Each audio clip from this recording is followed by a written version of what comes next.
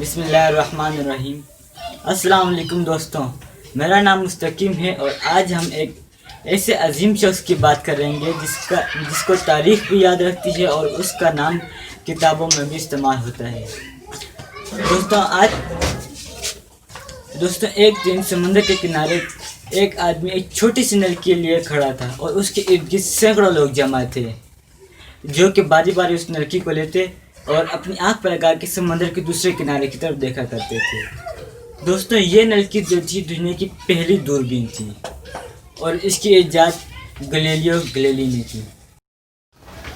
دوستوں گلیلیو 1564 میں اٹلی کے شہر پیسا میں پیدا ہوا۔ گلیلیو کا پورا نام گلیلیو گلیلی تھا۔ اس کے والد چاہتے تھے کہ یہ بڑے ہو کے ایک ڈاکٹر بنے، اسی لیے انہوں نے اس کو ایک کالج میں ایڈمیشن کروا دیا جہاں پر ڈاکٹر کی تعلیم دی جاتی تھی۔ دوستوں گلیلیو بہت سمجھدار اور ہوشیار لڑکا تھا۔ وہ کسی بھی چیز کو دیکھتا تو اس کے دماغ میں فوراً یہ خیالات آتے کہ یہ چیز کیوں بنی، کیسے بنی اور اس کو بنانے کا اصل مقصد کیا ہے، اور جب تک اس کو ان سوالات کے جوابات نہ مل جاتے وہ چین سے نہ بیٹھتا تھا۔ دوستوں ایک دن گلیلیو گرجا گھر میں بیٹھا ہوا تھا کہ اس نے دیکھا کہ گرجا گھر کی چھت پر ایک لیمپ لٹکا ہوا ہے اور وہ ہوا کے دباؤ سے ہلتا ہے۔ جب ہوا تیز ہوتی تو وہ تیز ہلتا اور جب ہوا سلو ہوتی تو وہ تھوڑی دور جا کر واپس آ جاتا تھا۔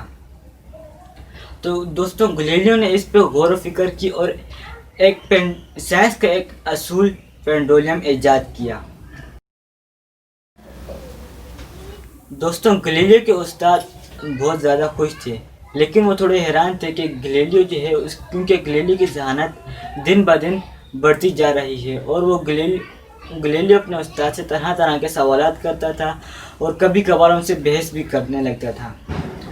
دوستوں ایک دن گلیلیو کے استاد نے کہا کہ اگر آپ دو وزن کی چیزیں لیں، ایک چیز ہلکی اور دوسری چیز بھاری لیں اور اس کو آپ 10 فٹ یا اس سے اونچائی سے آپ پھینکیں گے تو جو بھاری چیز ہوگی وہ پہلے زمین پر آ کے گرے گی اور جو ہلکی ہوگی وہ بعد میں آئے گی۔ گلیلیو کو یہ بات صحیح نہیں لگی اور اس نے اس پہ تجربات کیے، لہذا ایک دن گلیلیو اپنی کلاس کے ساتھ شہر کے بڑے مینار کی سیر کو گیا۔ وہاں پر گلیلیو مینار کے اوپر چڑھ گیا اور اس کے استاد اور تمام طلبہ جو تھے وہ نیچے کھڑے ہو کے گلیلیو کو دیکھ رہے تھے۔ گلیلیو نے اپنے ہاتھ میں 2 اینٹیں لیں، ایک انتہائی ہلکی تھی اور دوسری اس سے 10 گنا زیادہ بھاری۔ گلیلیو نے ان دونوں اینٹوں کو مینار کے اوپر سے جب چھوڑا تو اس کے استاد یہ دیکھ کر حیران رہ گئے کہ دونوں اینٹیں ایک ہی ساتھ ایک وقت پر نیچے گریں۔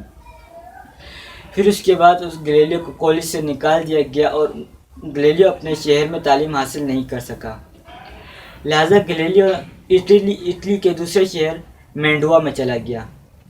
وہاں پر اس نے ریاضی کے مشہور پروفیسر سے تعلیم حاصل کی اور جلد ہی ریاضی میں مہارت حاصل کر لی۔ دوستوں گلیلیو نے 38 سال کی عمر میں ایک آلہ ایجاد کیا جس کو تھرمامیٹر کے نام سے جانا جاتا تھا اور آج بھی اس کا استعمال ہوتا ہے۔ دوستوں اس آلے کی مدد سے ہم حرارت کا صحیح اندازہ لگا سکتے ہیں، اور کچھ ہی عرصے بعد گلیلیو نے ایک اور آلہ ایجاد کیا جس کی مدد سے ہاتھ کی نبض کی رفتار معلوم کی جا سکتی تھی۔ دوستوں گلیلیو کی یہ 2 ایجاد پورے شہر میں جلدی پھیل گئی اور ڈاکٹروں کو ان 2 ایجادات کی وجہ سے مریضوں کا علاج کرنے میں بہت آسانی ہوئی۔ دوستوں پھر گلیلیو وینس چلا گیا۔ وہاں پر اس نے سنا کہ بیلجیم کے ایک آدمی نے ایک آلہ ایجاد کیا ہے جس آلے کی مدد سے ہم دور کی چیزوں کو آسانی سے دیکھ سکتے ہیں، لیکن اس آلے میں ایک خرابی تھی، وہ یہ تھی کہ جو چیزیں تھیں وہ الٹی نظر آتی تھیں۔ لہذا گلیلیو نے اس پہ غور و فکر کیے، اس پہ تجربات کیے اور اس نے ایک نلکی لے کر اس کے دونوں طرف شیشے لگا دیے، اور یہ تھی گلیلیو کی پہلی دوربین۔ اس دوربین کی مدد سے کئی میل دور چیزوں کو آسانی سے سیدھا اور صحیح دیکھ سکتے تھے۔ گلیلیو نے اپنی یہ دوربین شہر کے مشہور پروفیسرز اور بڑے بڑے لوگوں کو دکھائی اور انہوں نے اس چیز کو صحیح ثابت کرنے کے لیے ایک سمندر کے کنارے گئے۔ وہاں پر سمندر کی دوسری طرف سے 3 جہاز آ رہے تھے۔ گلیلیو نے نلکی لی اور دوربین لی اور ان سب کو دکھائی۔ ان سب نے جب جہازوں کو دیکھا تو جہاز جو تھے دور ہونے کی مانند ایک چھوٹے نقطے کی مدد سے نظر آ رہے تھے، لیکن دوربین کے ذریعے وہ اتنا واضح نظر آنے لگے کہ اس کے اندر جو ملاح تھے وہ بھی نظر آنے لگے۔ لہذا گلیلیو کی یہ دوربین جلدی پورے شہر میں پھیل گئی اور گلیلیو کے پاس دور دور سے آفرز آنے لگیں کہ یہ دوربین ان کے لیے بھی بنائی جائے۔ پھر گلیلیو نے ایک چھوٹی سی فیکٹری بنائی جس میں اس نے چند مزدور رکھے اور دوربین بنا کر بیچنے لگا، اور اس کے ساتھ ساتھ گلیلیو اپنی دوربین پہ تجربات کرتا اور اس کو مزید اچھا بنانے کی کوشش کرنے میں لگا رہتا تھا۔ پھر گلیلیو نے دو ایسے حادثے بنائے جس کے ذریعے کوئی بھی چیز 30 گنا زیادہ بڑی نظر آ سکتی تھی۔ دوستوں، اس وقت کے جو لوگ تھے ان کو چاند سورج کے بارے میں صحیح معلومات نہیں تھی۔ کچھ لوگ کہتے تھے کہ زمین ساکن ہے، سورج اور چاند زمین کے ارد گرد گھوم رہے ہیں۔ کچھ لوگ کہتے تھے کہ چاند ساکن ہے، زمین اور سورج اس کے ارد گرد گھوم رہے ہیں۔ اور کہکشاں کے بارے میں ان سب کا یہ کہنا تھا کہ کہکشاں جو ہے یہ ایک راستہ ہے جن کے اوپر ان کے دیوتا چلتے ہیں۔ پھر گلیلیو نے جب چاند سورج پہ توجہ کی، ان پہ پریکٹیکلز کیے، تو گلیلیو نے یہ جانا کہ سورج جو ہے یہ ساکن ہے، زمین سورج کے ارد گرد گھومتی ہے، اور جو چاند ہے وہ زمین کے ارد گرد گھومتا ہے۔ اور گلیلیو کا کہکشاں کے بارے میں یہ کہنا تھا کہ کہکشاں جو ہے یہ کوئی دیوتاؤں کا راستہ نہیں ہے بلکہ یہ ستاروں کا جھرمٹ ہے۔ گلیلیو نے یہ باتیں کہہ کر اس وقت کے جو پادری تھے ان کو غلط ثابت کیا، جس وجہ سے جو پادری تھے وہ گلیلیو کے خلاف ہو گئے۔ گلیلیو کے جو شاگرد تھے وہ گلیلیو کے بہت وفادار تھے، لیکن پادریوں کے مقابلے میں وہ کچھ نہیں کر سکتے تھے۔ پھر پادریوں سے مخالفت کی وجہ سے گلیلیو وینس چھوڑ کے فلورنس میں اپنی بیٹی کے پاس چلا گیا۔ وہاں پر کیونکہ گلیلیو بوڑھا ہو چکا تھا، اس کی بیٹی اس کا بہت خیال کرتی اور چھوٹی چھوٹی بات پہ طبی امداد کا بندوبست کر لیتی تھی۔ گلیلیو وہاں پر اطمینان سے چاند اور سورج پر آسمان پر توجہ کرتا اور تجربات کرتا اور اپنے خیالات دوسروں تک پہنچاتا تھا۔ گلیلیو کے پاس ابھی دور دور سے شاگرد آنے لگے اور وہ اس سے تعلیم حاصل کرنے لگے۔ جب پادریوں کو یہ معلوم ہوا کہ گلیلیو جو ہے اپنے خیالات دوسروں تک پہنچا رہا ہے، انہوں نے گلیلیو کو پوپ میں مذہبی عدالت میں بلایا۔ وہاں پر گلیلیو پہ یہ الزام لگایا کہ گلیلیو جو ہے وہ اپنے مذہب سے بھٹک گیا ہے اور دوسروں کو غلط تعلیم دے رہا ہے۔ وہاں پر گلیلیو کو یہ وارننگ دی گئی کہ گلیلیو جو ہے اپنے خیالات کو دوسروں تک نہ پہنچائے، لیکن گلیلیو نے ان کی بات پہ توجہ نہ دی۔